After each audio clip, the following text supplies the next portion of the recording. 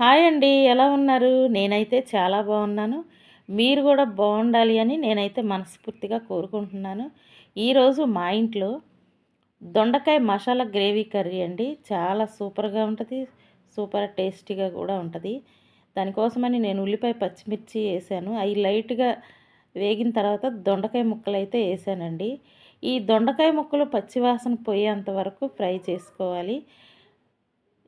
కొంచెం వాటర్ అంతా ఇనికిపోవాలి. పచ్చివాసన కరకరలాడుతా ఉంటాయి కదా! అందుకని కొంచెం ఫ్రై అయితే అవ్వాలి.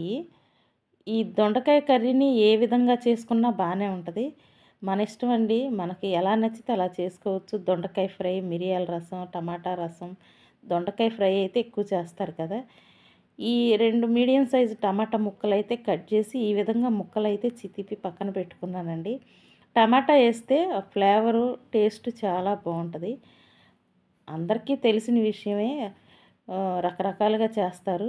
నా స్టైల్‌లో నేనైతే ఈ విధంగా చేశాను. ఈ దొండకాయ ముక్కలు కొంచెం పసుపేసానండి అడుగంటకుండా. కొంచెం అయితే ఫ్రై అయ్యాయి.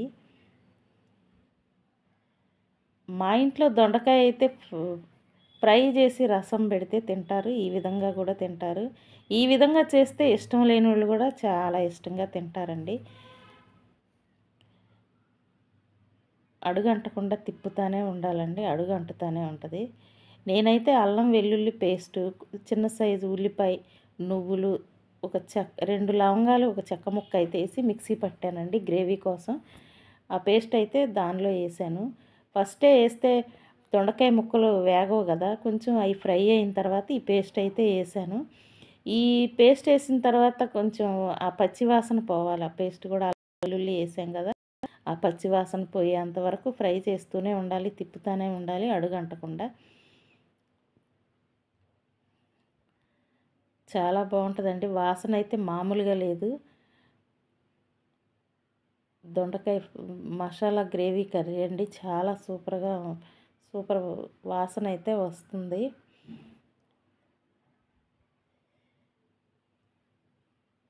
కొంచెం దగ్గరగా అయితే అయిపోయిందండి. దానిలోకి నేను కొంచెం ఒక టమాటాలు ముక్కలుగా కోసి పెట్టాను కదా! అయి అయితే ఏసాను. ఆ టమాటా ముక్కలు కూడా పచ్చి వాసన పోయేంత వరకు ఒక 3 నిమిషాలైతే అట్ట ఫ్రై చేస్తూ తిప్పుతానే ఉండాలి. ఆ పచ్చి వాసన పోయేంత వరకు.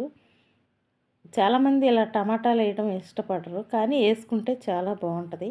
గ్రేవీ వస్తది. టేస్ట్ కూడా చాలా బావుంటది ఆ ఫ్లేవరు. ఉప్పు, కారం, ధనియాల పొడి, మెంతి పొడి కూడా ఏసానండి లైట్‌గా.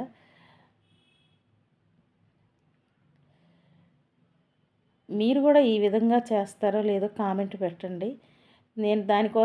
నేను ఒక గ్లాసు వాటర్ పోసానండి. ఎందుకంటే కొంచెం ఆ మసాలాలు గానీ అయి ఉడకాలి గదా! దొండకాయ ముక్కలు.